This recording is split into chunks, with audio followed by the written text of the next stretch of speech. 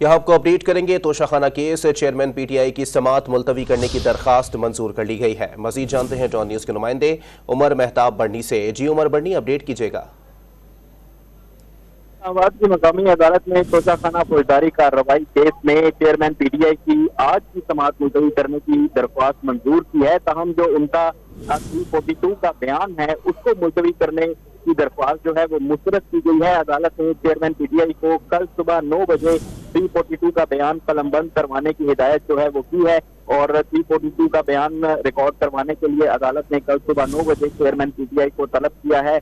आज जब समाअत का आगाज हुआ तो चेयरमैन पीटीआई अपने वकला के हमरा अदालत में पेश हुए और जो उनके वकला थे उनकी जानिब से कहा गया कि चेयरमैन पीटीआई का जो बयान है उसको मुलतवी किया जाए, क्योंकि बयान की तैयारी के लिए उनको थोड़ा सा वक्त जो है वो चाहिए। लेकिन अदालत की जानिब से ऐसा नहीं किया गया और पहले अदालत ने कहा कि 3 बजे तक जो है आपके पास टाइम है, 3 बजे तक चेयरमैन पीटीआई जो है वो अदालत में बयान रिकॉर्ड करवाएं।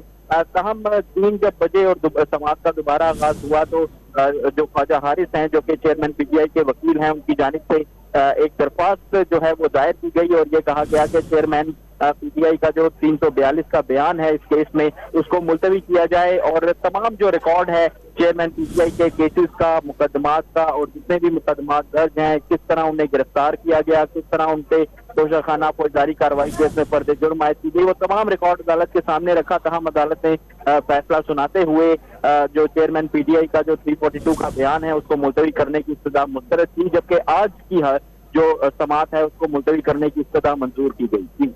बहुत शुक्रिया उमर मेहताब बढ़नी अपडेट करने के लिए।